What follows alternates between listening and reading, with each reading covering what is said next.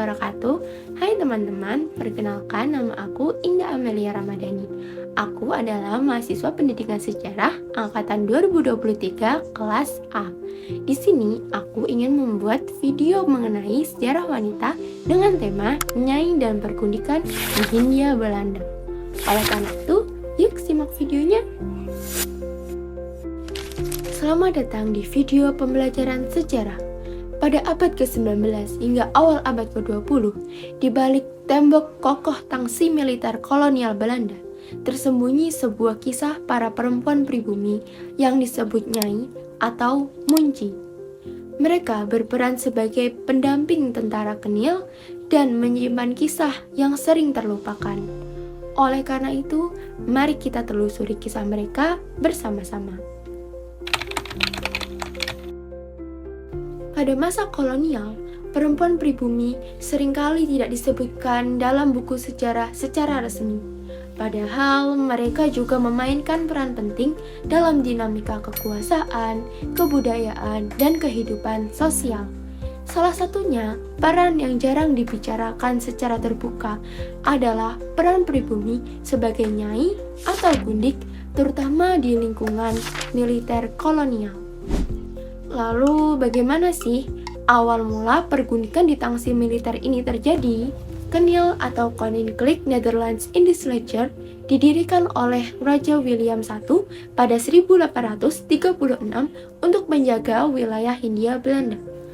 Para tentara datang dari Eropa, Afrika, dan pribumi yang jauh dari keluarga mereka masing-masing. Kondisi inilah yang memunculkan adanya praktik pergundikan di tangsi militer. Tapi sebenarnya apa sih pergundikan ini? Nah, pergundikan adalah praktik menjadikan seorang wanita sebagai pendamping pria tanpa ikatan pernikahan secara resmi. Berbeda dengan pelacuran, pergundikan berlangsung dalam jangka panjang dan rutin. Di Hindia Belanda kala itu, jumlah wanita Eropa terbatas hingga awal tahun 1900-an. Karenanya, pria Eropa dan para tentara Kenil memilih mengangkat wanita pribumi sebagai munci untuk mendampingi kehidupan sehari-hari mereka.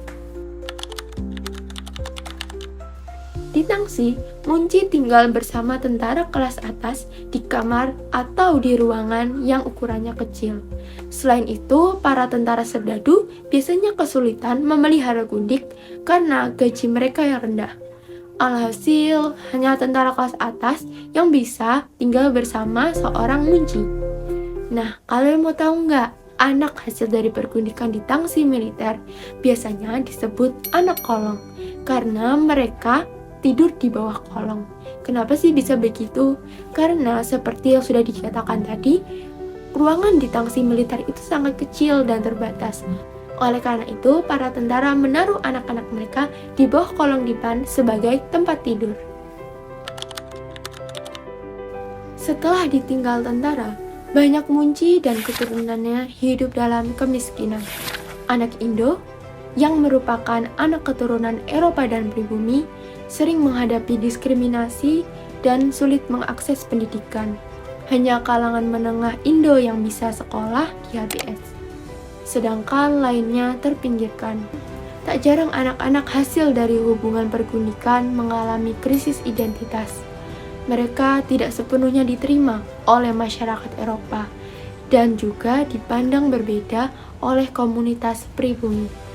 Dalam beberapa kasus, anak-anak Indo ini juga menjadi bagian dari kelompok sosial baru yang disebut kelas menengah kolonial. Namun, banyak juga yang menjadi pekerja keras dan mengalami diskriminasi secara struktural.